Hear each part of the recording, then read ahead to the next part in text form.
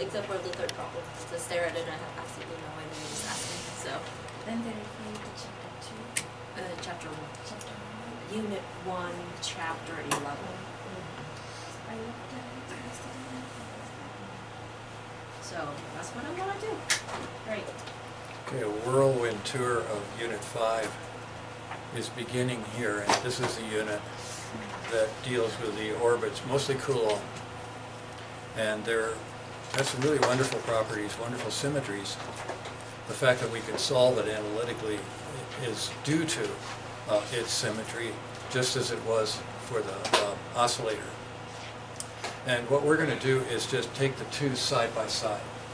So everything that we do to the Coulomb we'll do to the oscillator. So some of the stuff we've already seen, but the way we're attacking it is different than what we did before. And this was very standard. This way of doing this problem is really quite standard. What isn't standard is putting them together. And there's sort of a mystery similarity or symmetry that appears at various stages of the fairly intricate algebra and calculus that we'll do to get these orbital functions. And Kepler equation of time is also not trivial for the Coulomb, whereas it was really quite simple for the oscillator. So let's begin. I will do some more details of the high school algebra. How many people remember their high school algebra of conic sections? We're going to go through that in a funny kind of way after we get the differential stuff out of the way. So let's go ahead here and remind ourselves of the effective potential method that will be applied in this explanation of the Coulomb orbits and at the same time the oscillator. So this is the kinetic energy, and our momentum, angular momentum, is good old mr squared. We're using the letter rho this time for r. A little bit annoying, but I figured that just to keep the thing more like what you'll see in the textbook, that's what we'll do. So that angular momentum being constant, and we use the letter mu for it, that's very common in the literature of atomic and molecular physics, that being a constant is an important thing. Now, it is true a constant in the sense that any central force, anything that's just a function of radius, has that. So we can replace phi dot with that constant over m rho squared. So that's the centrifugal effects that, I should say, Coriolis effects that are associated with something moving in on a radius in a spherical potential. So anyway, here's the total energy now, written in terms of a single variable, single dimension, the radial dimension. And that's what we're going to be taking apart. And we're going to do it for the oscillator, which we've already looked at, but we didn't look at it quite this way. It wasn't necessary. It was so easy to solve other ways. It was a Cartesian problem to begin with. This that we're doing now with the Coulomb is very much a spherical problem. So we're going to be working on an effective potential for the oscillator as well as the Coulomb, and boy, the geometry is quite different for those two. This is just half of a parabola right here if you didn't have any rotation at all. The thing was just going back and forth on a line, which would be the radius, but that's kind of weird because everything here happens just for positive rho. We never go through and use negative rho at all, whereas the oscillator would do that all the time. So the oscillator is kind of laughing at us for even thinking of doing a spherical analysis of it.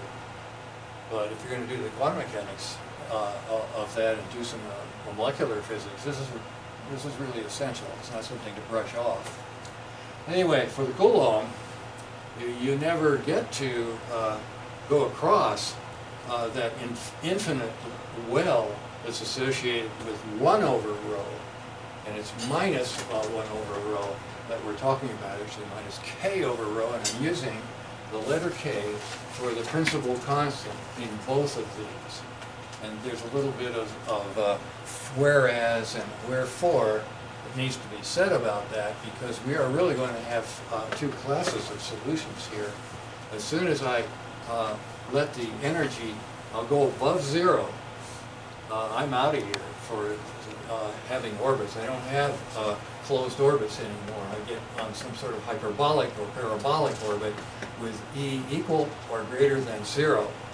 And we kind of saw talked a little bit about that when we were doing the sophomore physics Earth, because we were doing the Coulomb problem outside of the Earth and the oscillator problem inside the Earth. In any case, most of the physics that's interesting about the Coulomb is bound orbits. Atomic physics is entirely based on the orbitals that are defined by what we're about to develop here. Now, I should point out that in either case, either of these two comparison cases, the isotropic harmonic oscillator or the Coulomb orbit will blow up if k here is negative. We have to say, how do we call it negative? And this is the big note here. Our Coulomb field is attractive if k is positive. That's kind of weird, because I'm going to put a minus sign here since we're doing that more often than not. This is the case we see the most of. I'll put the minus in there from the beginning, so it's an attractive thing for positive k. When I put a minus k here, that, of course, is negative, as it would indicate energy going negative. Okay. As soon as I make k negative, that's going to be a blow-up. You're going to be talking about a situation like that. More severe than that. Okay, let's see if there's anything else I need to spell out here. I don't think so. Just to remind you what we did back in Lecture 7. This is Chapter 9 of Unit 1. And we're looking at 2 of the 3 steps. Remember, coming from being stationary at the center of the sophomore physics Earth, that's the lowest energy you can get. Then you walk up to get to be standing on the surface of the Earth, and so you're at this level right here. A second step puts you in orbit, a circular orbit around the Earth, and then another step, each of these by equal amounts, gets you out of here. That gets you to infinity. This is energy equals 0. You get to energy equals 0 from being so negative. And that we'll see much more details about the orbits that live in that and other regions of the energy axis. Okay, now remember that one of the first steps that you do for an effective potential is find its stability point. Okay, so as I vary the angular momentum mu from some fairly high value to lower values, this one is high enough to be outside of our discussion right now, but to be bound, you have to have some mu's that are less than 1, and basically it's 0.85, 0.5, 0.4, or there's the original Coulomb potential right there where the angular momentum is 0. So all of your atomic orbitals the series begins with the S wave, remember. That's angular momentum 0, and then comes the P wave with angular momentum in a quanta of 1, and D is 2, and P is 3, and all that. All these have their own effective potential to be solved in order to do the thing quantum mechanically. We're just doing it classically here, so we have a continuum to work with that you don't have in quantum mechanics. In any case, the stability point here, or let's do it for the oscillator, there's a set of dotted lines going through this thing that represent those very special cases where the derivative of the effective potential is zero. That is, the slope is zero. You're at the bottom. And that gives you this, and that gives you this right here. The stable radius for a given angular momentum, mu, and we're keeping those guys constant throughout this, the mass and that k constant, is just that. And then the Coulomb guy also has stability points for each of the values of angular momentum that allow you to be below this axis. All of the negative energy states have values for this, and these are of course negative values for the potential that are stable. Okay, and the solution of the derivative equation, zero derivative equation, is this one right here. So to compare the two, look at this. This one's a square root of, well, mu. This one is mu squared, and then there's mk sitting in the denominator. This one has a square root of a square root.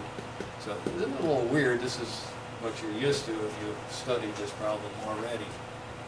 Okay, so far so good? All right. So this comparison has got some interesting things about it, besides just being a good way to check yourself. You know, if you know stuff over here is right, then you check this more complicated case of the Coulomb. Now, the next step is to get the oscillation frequency. Basically, we've got this case where the slope is zero, and then we ask, what's the second derivative at that point? You know, the first derivative has been made zero, but at that stability point, what is the second derivative's value?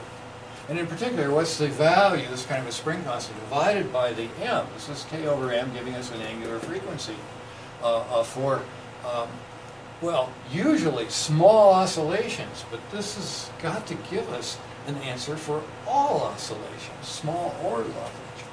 And this one's sort of the same as long as we don't get out of there and get into the positive region.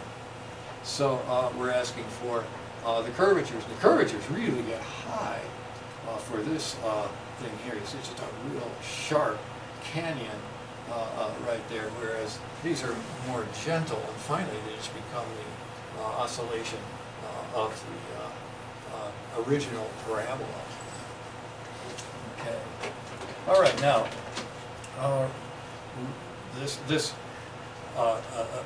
is doing a study of the circular orbit, really, because we would be just at the stability point, and that would make a circular orbit, as we've already shown by the animations that go with this whole thing. I'll maybe have time for that in a little bit here.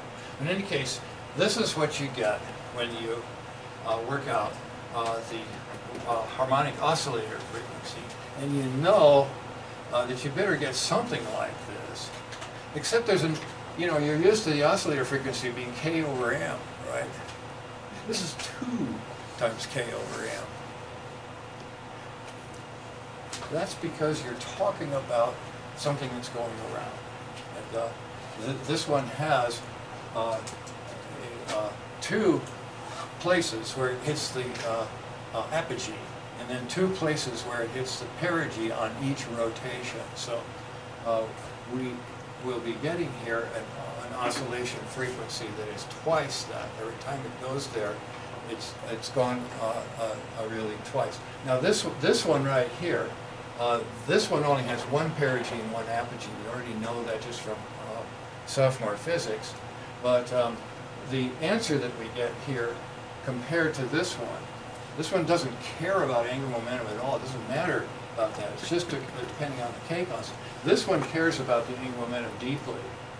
So as I get the angular momentum deeper, deeper, and deeper, and this thing I get tighter and tighter and tighter. So I make that closer and closer to 0. This thing goes to infinity. Whereas this one is just constant with respect to that mu. Okay. So that's what makes this one more complicated. This one could have been done much more easily than what we're doing here. Okay. So we want to compare the orbital angular frequency to the radial. Okay, and that's where your 2 comes in. Okay, there's a ratio between these. Now this one over here, as you compare those two, compare the angular orbital frequency here with this, okay, and they're equal to the radial. So this is a 1-to-1 system. This is a 2-to-1 system. This one has 2 perigees, 2 apogees. That one has only 1 of each. Okay? So this, this is why it's nice to compare these two, just to see what they are. Besides the fact that this Km stuff is very different from this one. It has a mu in the denominator, making it go infinitely high eventually if you raise the angular momentum. To the Rydberg region, they call that. And that's a very important piece of spectroscopy that's going on and developing for the last 10 years and will continue, I think, forever. Okay, so 2-to-1, 1-to-1. Integral. Pardon? They're integral. When you say... So they're closed orbits? When you, thinking quantum mechanically, you're talking about? Well, Oh. yes. Yeah, of course, the 1-to-1 and I know 2-to-1 we spoke of it before, but yeah, that's there it that's is. a good point. That's what we were looking for on a lot of the problems that we talked about, is classically perfectly periodic orbits. And then you recall that we did the continued fractions to get approximately periodic orbits by just truncating the continued fractions at various points. Okay, now let's just go back to the basic ideas of sophomore physics, that the force divided by the mass, that's the acceleration, centripetal acceleration, that would be occurring if you were going around with just a constant radius, the v squared over r, which is omega squared times r, okay? If you take that, that force there is the k harmonic oscillator times r. That's just Hooke's law right there.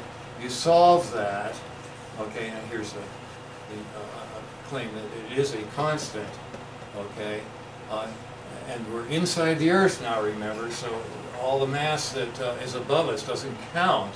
So we get an inverse r cubed, where that represents the constants associated with whatever planet we're dealing with, let's say sophomore Earth, and that gives us an omega equal the square root of the k, okay, harmonic oscillator. So that's what we're seeing right here, basically. Okay, that's the when we're talking about the radial. Now this one over here, this is what's giving us something that's got an r cubed in it. So these are the actual numbers. We could stop at this point if that's all we wanted, were the values of these frequencies. But here we're giving the frequencies in terms of angular momentum. We haven't really specified that one. Okay, let's continue then. I'm going to leave this one up there for a while, because now what we need, besides equilibrium radii and radial angular frequency values and ratios, is turning points when you're not at the bottom. If you're not at the bottom, you have some sort of equation to solve. So if I just raise my energy a little bit above a particular mu constant angular momentum curve, then I've got 2 points to worry about. I've got apogee and perigee, rho plus, rho minus. And the same thing here, exactly, right? Makes sense? Okay? So these are equations that are going to have a weird symmetry, as we'll see as we work them out. Okay? So we're talking about an energy here that involves some radial kinetic energy, and then all of this stuff right here is to be looked at as to where we will have a zero for the energy, and we're imagining that for the moment the radial velocity has come to a stop. That's what you mean by a classical turning point here or here.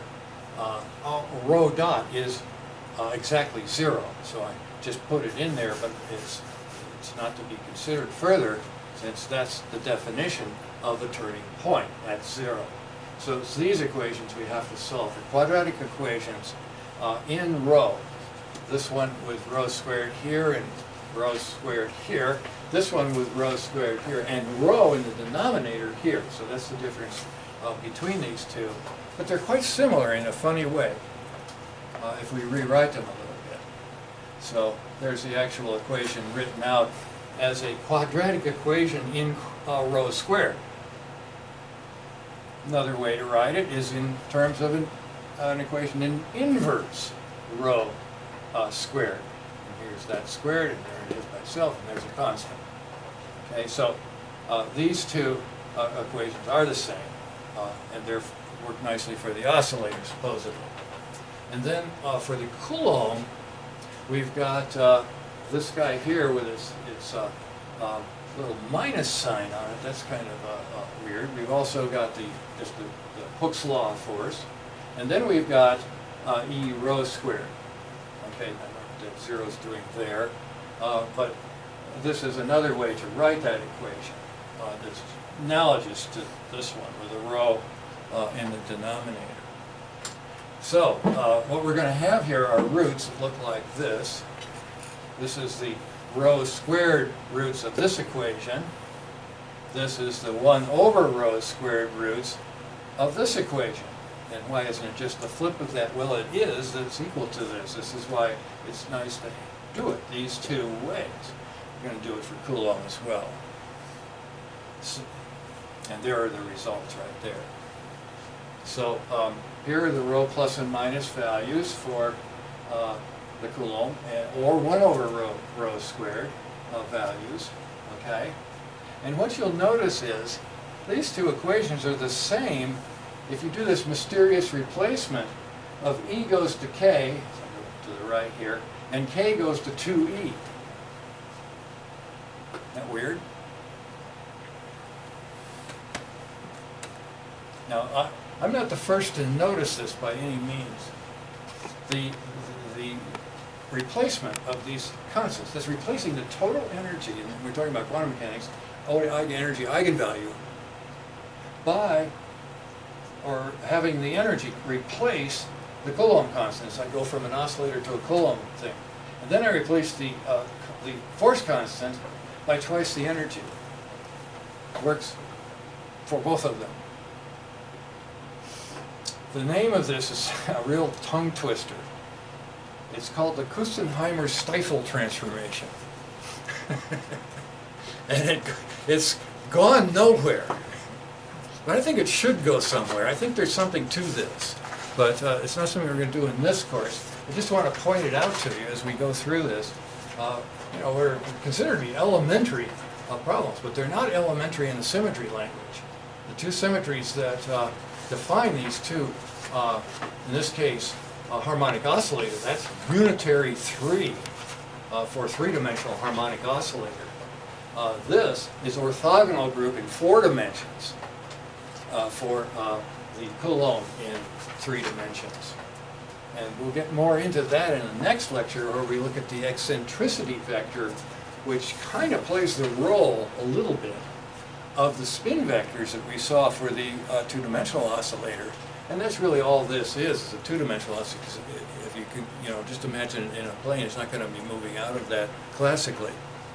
Okay, so what we need are rho phi equations for these buggers. We would really like to have trajectory equations. I'm going to make that point again a little bit. But this is what we've got right now. Okay, is equations for rho dot that we picked up by playing that game basically right there. And so here are the oscillator guys, and here are the Coulomb equivalents of those. And you can see it's pretty obvious. Here we've got this, the same as this. And then I've got the potential of a IHO, and isotropic harmonic oscillator here, and there's the good old Coulomb with the minus sign where we're going to make it stay. All right, so this is time equations up here, you've got to change that. We would like to get that phi replacing the t. So we just use simple calculus rule here to evaluate a d phi with respect to rho, or what we would call phi dot over rho dot, and then that for both of these is the angular momentum divided by the radial velocity times this m rho squared, this inertial, local inertia, you might say, variable inertia, rotational inertia. So we're going to take these two things as square root. That is, we already have, with just what we've got up at the top here, rho dot equations, and replace them using this. So we're going to get a d phi out of a d rho. So that's when we clear the dt, okay, and then play with the things using this equation right here. So we'll end up with an angular momentum over m times this thing in the denominator. And that's what arises to give us a d phi in terms of d rho. Okay, and the same thing basically happens over here. Except when we finish this, which is kind of neat, you'll see that symmetry coming out again between the energy and the coupling constant. So this is something that's worthwhile doing for either one of these equations, is to consider, instead of the 1 over rho, the part of the Coulomb potential goes to infinity, let's put something that would go to 0, where this one, I should say, let's put a u there, we'll go to infinity when this one goes to 0, and vice versa. So we're replacing here the d rho over rho squared. We're going to replace that with du. So we get a simpler, at least for this particular customer, this one gets simplified as well by that substitution. Okay, so now we've got an equation, totally a differential equation, just involves angle and, well, 1 over the radius, okay, for both of these. And see if there's anything else here.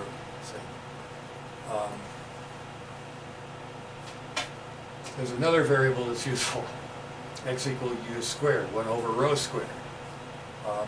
That actually helps this one more than that one. Remember, this one's got the oscillator instead of the Coulomb thing. So when you put that in, write this thing as a equation involving the 1 over radius squared, it's beginning to look like we could do this. And you've got to notice here, we have, let's see if I've got that clear here. Well, not quite yet. There's still some work to do here to make this thing so they correspond. Right now, with the x's, they look fairly similar, except that the k here is 2e over there. The 2e here is 2k. And then this guy right here, mu squared over m, the same. So there's that symmetry is there again that we talked about before, and we might want to go ahead on this one, bring that up to the point where that symmetry showed for the first time. So that ek and then 2e minus k symmetry is present right here at the differential level, first order differential equation. Okay, now both of these equations can be solved, as they say, by quadrature. That means we're going to just integrate them for a quarter of a period. I think this name comes from, as I mentioned before. So the rho phi equation, differential equation that we have here, has a form that, except for that symmetry, is the same. So what we're looking at here is just doing an elementary interval, dz over, well, you know how to do dz over z squared plus a squared. till you're blue in the face. That's the calculus things with plus and minus signs that vary depending on what you're interested in. But basically give things that are going to give you sines and cosines, or hyperbolic sines and hyperbolic cosines. So let's point this out. And also, if we're going to follow the equations on the wall over here, this one is so important that it deserves a space down here at the bottom. It's basically the integral of something that involves constants A, B, C, and D. No relation to A, B, C, and D that we had for SU2, but still, it's nice to have this solution done once and then just apply it to these two cases. And remember, what we're thankful to is the God of symmetry has let us do this. Other potentials don't appear to be favored by the God of symmetry. Maybe there's some way to transform so they do, but that is for another day. Now, these roots are classical turning points. We've already talked about those.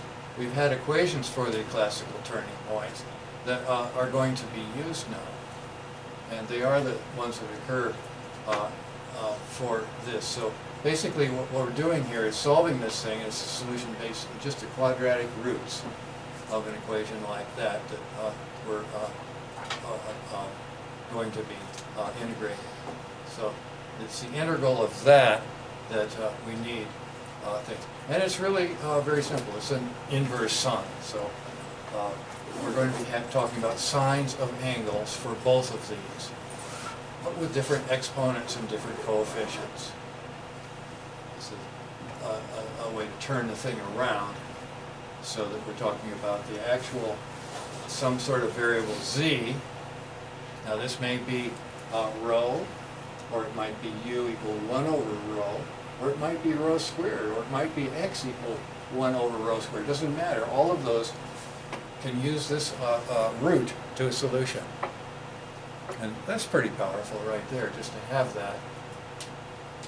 Okay, now, what we're obviously going to be getting from both of these is some sort of solution that looks like this z, which remember, the z value here has a lot of possible substitutions, but basically they're all come down to some beta, that's this thing, times the sine of something that multiplies the phi, and that's this thing, and then minus an alpha, which is this thing. Okay. It's just that for these two cases, those A, B, C's, and D's are pretty much quite different. Okay, so this is the whole thing again, just looking at, this is what we're going to be substituting here. Looking for alpha, beta, and that then gives you a solution, and also a square root of A over D. Okay. So for the oscillator, A, B, C, and D are those things. And then for the Coulomb, A, B, C, and D are, well, you see where they are. Just make this substitution come to life. And so it just is up to us now to put those values into this solution, see. Okay, now, that's not trivial. The algebraic details, as I say, are going to be a couple pages ahead. We'll zoom through those fairly quickly. But here are some simple formulas for alpha and beta, which are the main drivers of this thing right here. And then square root of A over D, that's the same for both of these. A here is the same as this one.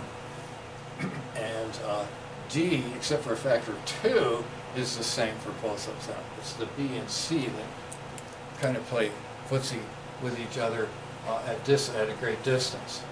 All right. So here are our orbits. That's it. We have finished as far as a mathematician would be concerned. We're about half done as far as physicists, most physicists are done.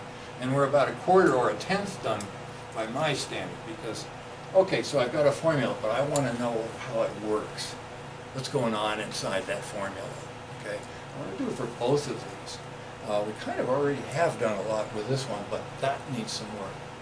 Coulomb guy needs some work. Okay, so as I said, those equations on the others equations here have these results, and that's this is from a couple of pages ago there. Okay, so let's go ahead and use the solution that we have. Now, I'm going to turn them back into radial results. We have x equal 1 over rho squared, so we're all ready to go with that one. We have to use u equal 1 over rho here for this one, so we end up with an equation that is 1 over rho is this. So, okay, except for the change of sine to cosine, which is a little sneaky here, that's, as I say, to be discussed shortly for the Coulomb. But you can see right away that we've got, depending on what the phase of this angle is, and that's quite arbitrary, it's really all that's making the difference between this and this one. But you see the 2 here, but there's only 1 here, and that has to be because of this one having 2 perigees, 2 apogees, and this one having only 1. So the basic thing that we're going to do is we're going to turn this back to a row equation and do the geometry of it. This one, we could do that, but you see it is so much more complicated to work this one in polar coordinates than that one.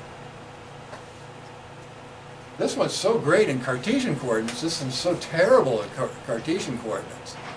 Coordinates do make a difference. Now there are lots of other curious coordinates. We've done a little bit with hyperbolic and parabolic and stuff like that, and both of these equations can benefit from being put in those to different degrees, just as they are benefiting in different degrees, very little and very much for polar coordinates. Okay, now at this point I'm just going to put a whole bunch of connection relations between, well, these constants, the geometrical constants, the things like the minor radius. You know that as B, right, for an ellipse. Okay, the major radius, you know that as A. Well, those are turning points. B is rho minus and A is rho plus. We've got a handle on that. Okay, and the same thing over here, where we only have 1 apogee and 1 perigee. Okay, but still we have turning points there and there. Okay, those are rho plus and rho minus that we've already discussed. I put the page numbers there so you can go back to it quickly when you're studying this. Okay. So this one's kind of interesting. The rho plus squared is a squared. That's this thing, and minus squared is this thing. But over here, we're actually dealing with, well, we have to be a little bit careful because there are focal points involved in this, and that's what's going to be the hard part of this, is getting that geometry to work for us. So this is where we stand on this solution of the equation by doing one integral essentially, and just using coefficients that you do judiciously, and that's kind of the same as we've got here, I think. Okay, and let's go ahead and carry it through to that point. Now, at this point, as I say, we're going to marry the constants. I would like to know what the sums and differences of the squares of rho. Here, I want the sum and difference of just rho. Okay, so this one is kind of linear in the A, and we're going to have something called eccentricity that comes up here, and we need to explain that. That's all coming. And then in the next lecture, we need to discuss the eccentricity vector. Just called the Runge-Linz-Hamilton something or other vector. If you put some screwy constants on it, but if you just leave it alone, it's eccentricity. That's something that isn't pointed out. In quantum mechanics, they don't care about eccentricity, but in classical, it's a main door. Astronomy is very important. So that's where we're going, and eccentricity is what we have to talk about now. So this is the first time we brought this up. Now when we were doing parabolas, okay, and we had an r that went to the parabola, this distance right here was exactly equal to the distance to something called the directrix, which was located downwind a ways here, but just this would be the same distance if it was a parabola. So one thing you should just memorize and stick in permanent core of your head is that eccentricity equal 1 is a parabola in the Coulomb world. And it has energy 0. It's the escape route, where you get to infinity and come to a stop. You don't have anything left when you get to infinity. Okay? It's kind of a crazy way to say it, but that's what it means. Okay? So whenever it comes time for us to just barely escape, like that third step of our 3 steps to heaven, we're getting to heaven and we're not having enough speed, so we knock over all the harps. We stop. Okay? Stop in heaven. Don't go through. It would be dangerous. You get into the 7 steps to hell then. Okay, now, these eccentricities define all conics. This equation that we're about to drive here is true for all of the conic sections. And that's what's really beautiful geometry makes what we've already done here into a really powerful. Whether you deal with the eccentricity vector like we will next or not, this is helpful. This is really good. So here I am looking at the various parameters that any conic would have. And I picked the ellipse out just because it's the most common trajectory for NASA to get into. It's rare we go into hyperbolas and parabolas, but ellipse, so that's what you're on most of the time on the space lab. So what we're doing here is we're saying basically that r over epsilon, and let's go ahead and bring this guy up to speed here, that r over epsilon, okay, right here, is equal to, well, something called lambda over epsilon. But lambda, and do you remember this guy? This is the thing that was called by the geometry books lattice rectum. Okay, we called it the lattice radius just to be a little cleaner. And the idea here is that you've taken the radius from over here and you've swung up to, so you're just even with the focal point. That's what this is going to be. This could be an elliptical focal point. We have another one down there, but that comes later. So at this point we have that as the radius of any conic.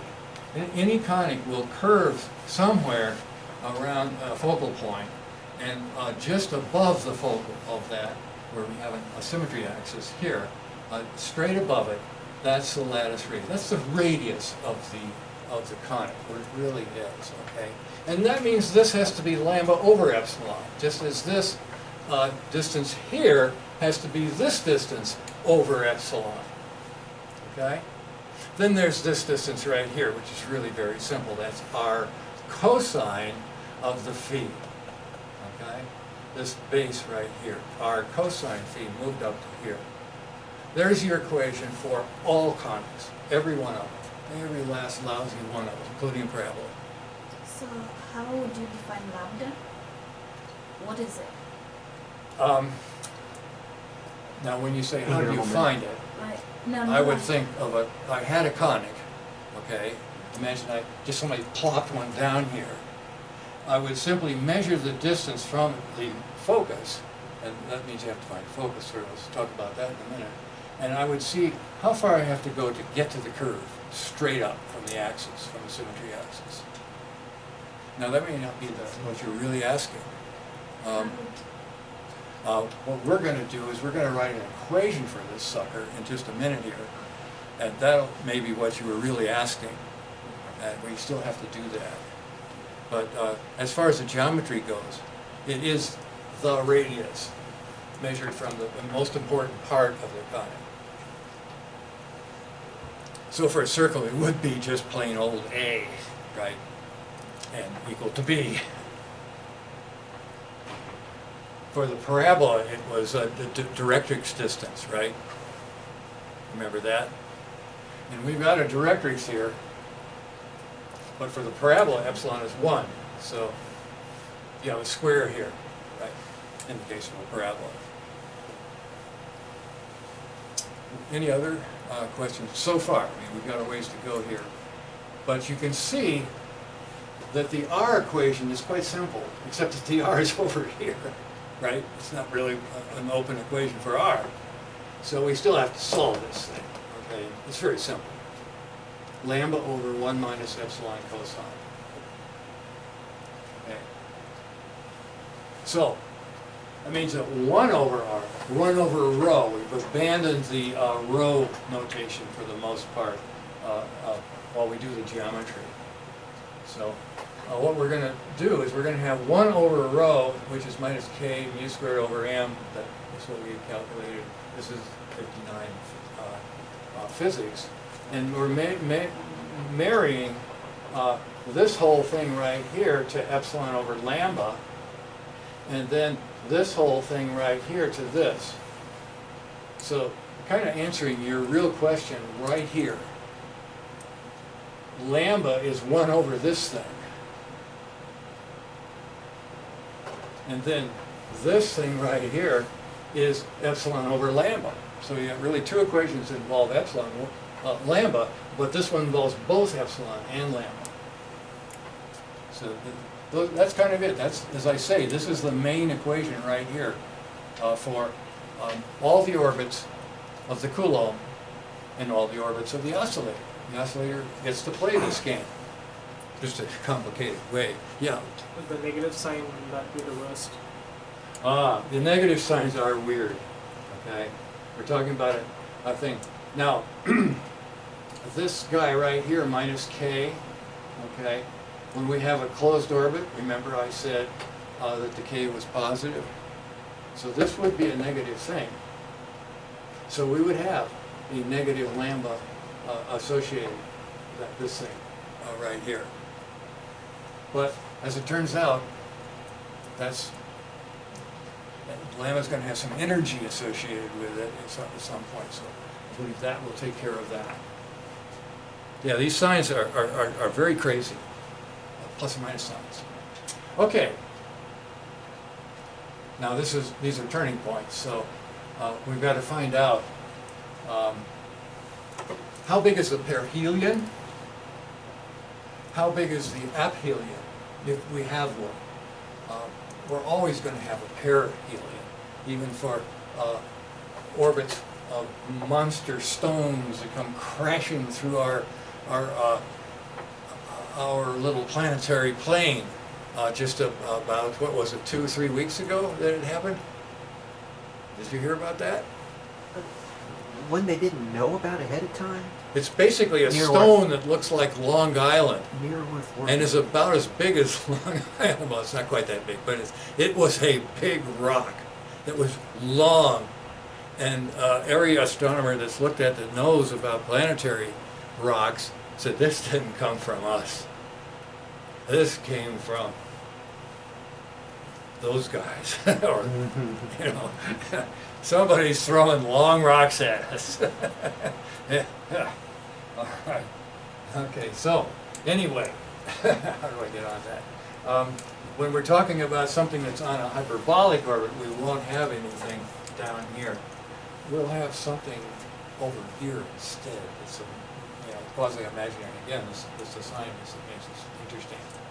Okay, so what I can do is that I can write this thing here as the lambda. Okay, this distance right here includes r minus. That's r minus being this is a turning point that's the perihelion. Then there'll be an r plus that's a turning point for the aphelion. Because you know r has to have this ratio 1 over epsilon. This has to be r minus over epsilon. Okay. So the perihelion has a very simple relation. It's just lambda over 1 plus epsilon.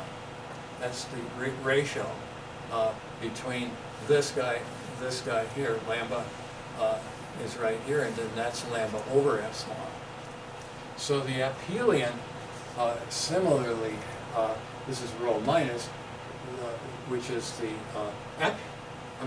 this is the perihelion. The aphelion is just the opposite. We have a rho that goes all the way over here, and to the directories we have to do 1 minus epsilon to make that big distance. So there are the two equations now that involve our turning points and lambda and epsilon. So this isn't quite yet an equation for lambda by itself, which you'll be looking for. Okay? So let's go ahead and see if we can get that. The other one is this one, major axis, rho plus, rho minus. Those two guys, the sum of those guys. Okay?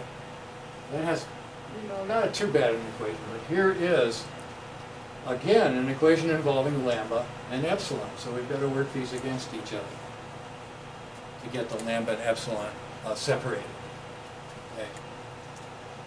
This one's easy. This one right here, a rho plus rho minus, is exactly 2a. The sum here of the radius minus, and then the radius plus here. Okay, that is the if we have a rho plus, this works. Okay, but it turns out it works even when we don't. But let's just see it this way. This is 2 times this. If this were an ellipse, an a here and an a there, 2a. Okay. Now rho plus rho minus. Okay.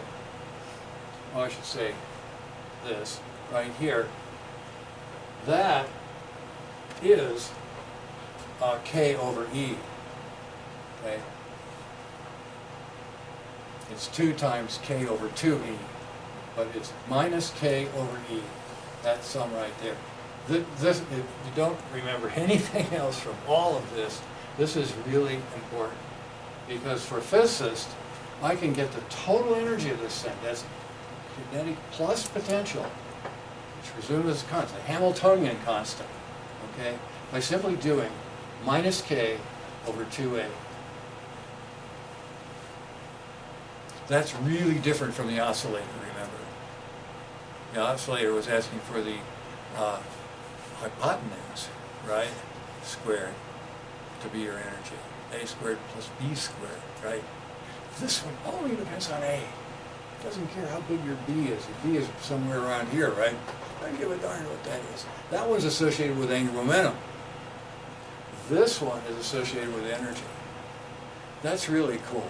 So an ellipse that is 2a and that skinny has the same energy as a circle of radius a. And the circle, by the way, has eccentricity 0. So it's not dependent on any of the constants but this one Cartesian constant, a. And that's true of a thing that loves spherical coordinates, namely the Coulomb energy, is what we're getting here. Okay? So, as I say, very important. Okay, now focal axis, that's another thing that we get here. 2a, now let me see if I've got this right, something weird going on here.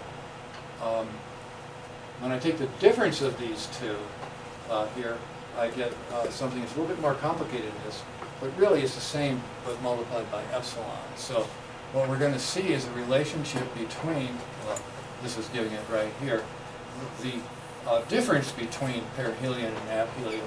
That's twice the focal distance. So there are going to be 2 focal points if you get to turn around, and that's because you're on a nice ellipse. It's got a bound state energy, negative energy. That 2a epsilon is right here. So that means that if I cut this thing in half, the distance to the focus from the origin that we're used to, the center of the ellipse, is simply a times epsilon. So that's the second important concept to keep it in mind. And then that has a relationship to the lambda. Now we still haven't gotten the lambda yet, but it's coming here. Take a ratio of these two. I'd get epsilon eccentricity. So now we got an equation for the eccentricity, both mathematics and physical. That's progress. Now the lattice radius, there you go. It's A times 1 minus epsilon squared. Now you say, oh, but you've given me something that's a function of two things that I don't know, right? It's kind of the way it is. But this one is more knowable. So I would give you right now an answer for the lambda as that. That is going to work for all of our quants. Now if you don't have any eccentricity checks, lambda is simply the radius of a circle. And so that gives you some feeling for what this is. It's the thing that becomes the radius of a circle and with no eccentricity. And the height of the parabola, remember we talked about that. Anyway, finally, lambda comes clean. Here's the angular momentum. Just like this equation gives you the energy in terms of one geometry thing, this one gives you the energy in terms of one geometrical thing, namely the lattice radius. So square that, divide the angular momentum by Km, and you've got a formula for lambda. And that kind of ends the discussion. There's lots more to say about the geometry, but that's taking care of the algebraic side of it, the analytical geometry, you might say. Okay, let's see if there's anything else I can say. Minor radius. Okay, the B right there. Got its head cut off by the new fonts that have come our way thanks to all of these wonderful new systems. Got to go through everything you've done and try to get their heads back. And then ratios of B to A that occurred here are very, very important. Now, what we're doing now is starting to categorize these formulas. They're slightly different, and I didn't mean that one to be different. They aren't. That's the geometrical mean of the major radius product. That is the geometrical mean of the major radius and the lambda radius.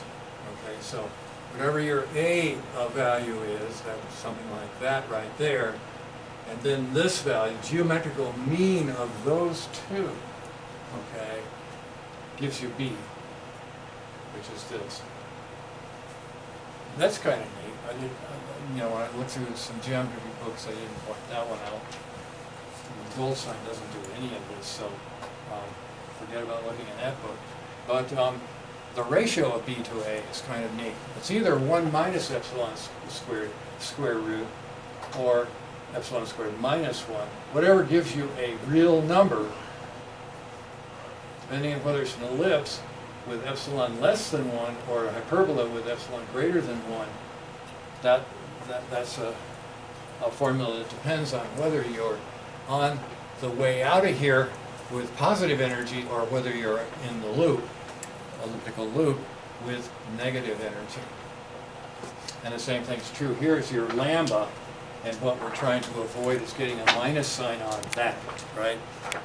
So obviously you use it, in the case of ellipse with epsilon less than 1, that formula gives you a positive radius. And this one gives you a positive radius for the hyperbola, where epsilon is greater than 1. Now let's look at these curves in a somewhat more mundane way. I want to just make a tale of what we've got here. Okay, we've got Cartesian parameters, A and B. And here's their expression in terms of physical variables. Okay, namely, just energy, A is K over 2E. And what's really cool about this thing is A works pretty well when you have a K that is negative to balance a quantity that's negative to balance something that's negative, and that's what it's going to be with bound orbits. The E and the minus K are going to be negative values, so the negatives cancel and we get a positive A there. And then this one down here, this one has to have an absolute value put on it. The B and L, actually there are ways to just say the sign of this thing And then the L goes plus and minus, and this thing can go plus and minus, but that's kind of silly to do that. So I'm just leaving it in that fact. Now you see, so the B is a function of two physical quantities, conserved physical quantities, okay, assuming the mass is just a parameter. All right, okay, now this is just expressing the total energy in terms of whatever you can get from it. K over 2A, that can't be sweeter than that. And L equal Km lambda, and we used the letter mu before. This is what's more common in atomic physics. And then here are some parameters that are just like the XY parameters of A and B. The R phi parameters are eccentricity. We'll see more about what that is in just a bit here. And then the lattice radius. Okay, so epsilon and lambda. Now lambda is just L squared over Km. Again, can be negative if K goes negative, so that one needs a plus or minus on it. This one, epsilon, that's got them all. It's L squared E and all of the parameters. Okay. This one doesn't have mass, this one does. So, that sort of summarizes what we've done today. This is needed. And I don't see this anywhere else. I mean, this is really putting the whole mess that we did today in a nutshell. Okay, but it's visualizing them. That's another thing. Now I'm going to race through this, but I just wanted you to see it because we had a Kepler construction for time for the harmonic oscillator. It was very elegant and very easy to do on graph paper. You remember that. We could keep track of things. We had the very simple relationships for the harmonic oscillator involving all of its derivatives and an ellipse. And basically that was the construction right there. A little shoe with a heel point giving us the actual orbit. And then we just read the time off of the angle to the instep of that shoe. And so this green thing here would go around the circle at a constant rate, which is the orbital rate. And then this thing would start out sort of very slowly, and then as it fell from the apogee to the perigee, it would speed up and it would pass the green line right at that point and zoom ahead of it to slow down and be back with it at this point. That was our Kepler construction. I told you it was a Kepler construction. It's possible Kepler never thought of that. Didn't care about the oscillators that much. Was worried about astronomy. So this is what he came up with, and it's almost, well, it's related, okay? Deriving it isn't simple. I mean, we've got equations for time that we started with today to get the orbit equations. We can work on those too using the parameters that we've derived from the other, and we can make it pretty nice. But you end up with some fairly complicated algebra as you go through this, okay? And I'm showing you here the lines that make it actually quite simple. It boils down to this. That's the radius rho right here, okay? Is just the square root of the square. Well, that's just A plus A epsilon cosine phi. That's kind of simple. And of course, we've got an extra parameter here, eccentricity, that we have to deal with. And that's the distance right here from focal point to the center. And then we're going to have an A radius here that will go around at a constant rate, dragging this radius, just like this circle here drags this radius, okay, which speeds up like mad right there. Well, this one, we're going to do the geometry of that very carefully next lecture. When we get down here, it drags, it's really going fast, and it goes zip by this point. Much more spectacular than that one, because it only does it once per orbit. That one does it twice. But that's the basic idea of Kepler's construction. Rho equal that. And there's the geometry. Pretty neat, huh? I thought it was. There's the time written out that way. You can get go and integrate that thing out and actually get a formula for the time involving a cubed. Remember, a to the 3/2 power was a period that I just told you we were going to derive it. Here's where we get it. Okay, it just comes from that construction there. Okay, so these are equations of orbital time, orbital period, a to the 3/2. But square root of m over k, isn't that funny? Oscillator has just m over k, no a, right? Doesn't care how much bigger amplitude is in the oscillator. This one really does. You get a big A there, and you've got Halley's Comet every 70 years or so. Okay. I don't know what the period of the big long rock is. I'm not going to wait. I'm not going to wait up for it. All right. Let's finish up here just in a few minutes. I wanted to go ahead and very quickly go through the details, because we're going to do some constructions. I'm going to ask you to do some constructions on your homework that involve some of this. The basic idea is just looking again at the lattice radius there, lambda, and the general radius here. But also there's another radius that's important. A secondary radius is part of the story here. For phi equals 0, cosine phi equals 0, that's 1 minus epsilon, okay? That's our, just again, our aphelion. And our perihelion is the difference of those, okay? These are all the numbers that are associated with this. Actually showing some numbers for these quantities. So when you're studying Connie, come and look at this just to see it. Major axis in terms of this, of course it's 2a, but it can also be written as in terms of lambda and epsilon. Okay. And see if there's anything else here we need. Focal axis, f prime f, that's also got an equation that just involves an extra epsilon. Directrix distance, 2a over epsilon. All that stuff is definitely a part of this story. This one is just showing the guts of some very simple constructions. You can always swing an arc from the focal point up to the corner, or vice versa. If you have the corner, you can find the focal point.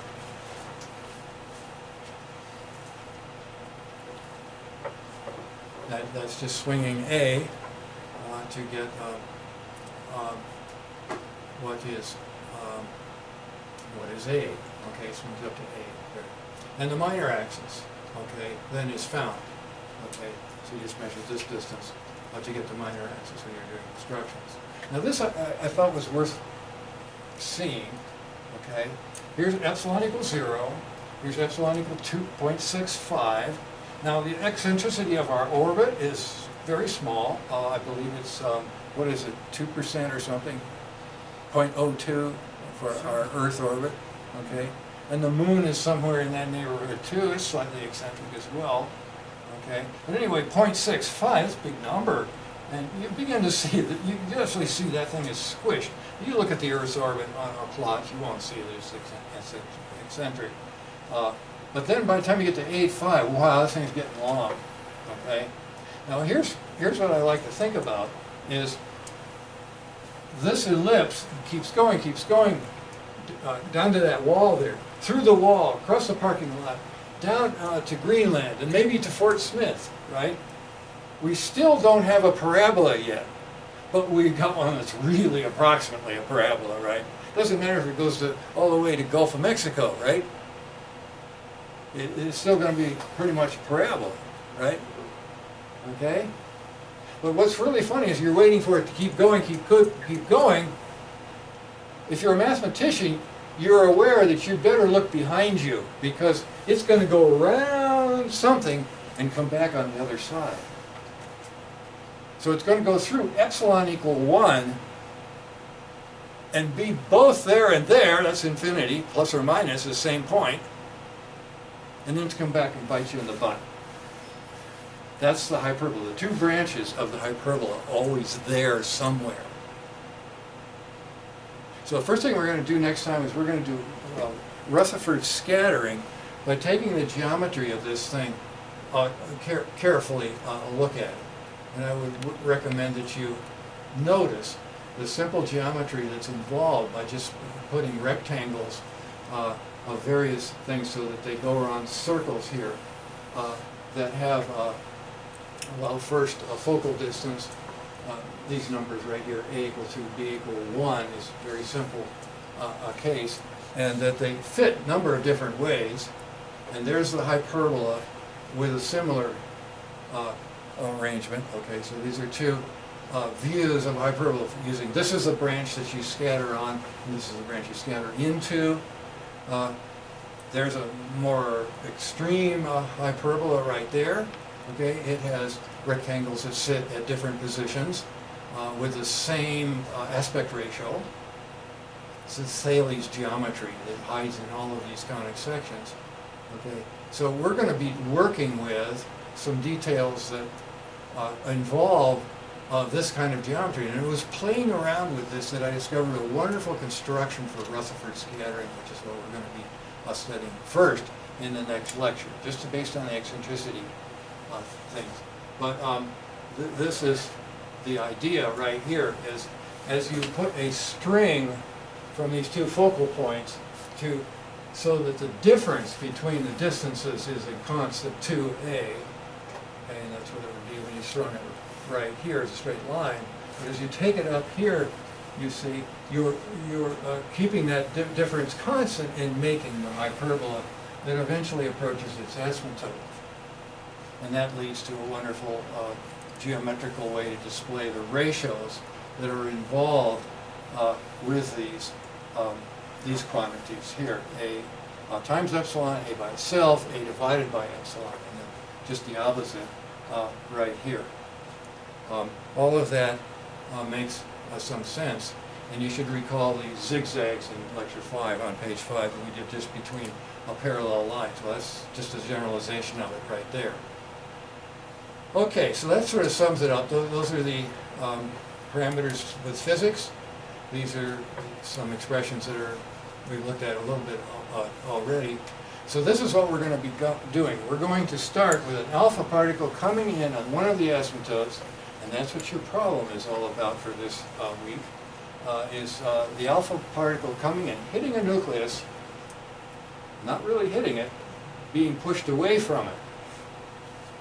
Okay, so this guy comes in already feeling that force. He's inside the innermost electrons by thousands of miles on the scale of this, and is still speeding, okay? And only at the last minute, just really close to that nucleus, does it take a turn on the hyperbola and scatter out at some angle.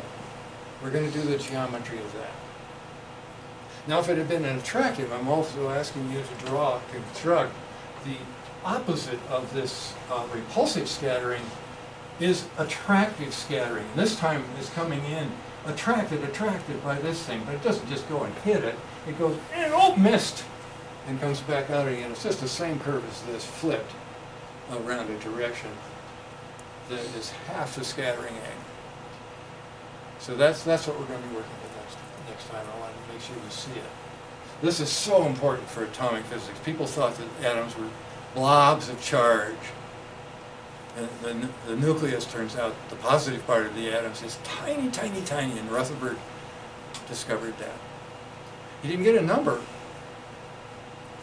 and that's part of the problem. Could he have gotten a number for the radius of the nucleus by doing his experiments? No, he could just show that it was very small, but you'll see, what numbers are involved in that with this particular problem, to the bottom of it. Okay, any questions that you can think of that would help other students who are probably asking the same question? We've got lambda handled, I think, right? Good. It's epsilon's kind of weird. And then A and B you know all about, right? That's Cartesian stuff. So it really comes down to those four and their relations to energy and momentum. I wish that was all there was. Actually, I don't wish, because I think there's a lot more to this. And I'll be talking about that. That's what I also want to make sure this course is about, is possible future directions. Okay? we'll see you on Thursday. Now, I'm thinking we need one more day of class, so please start thinking about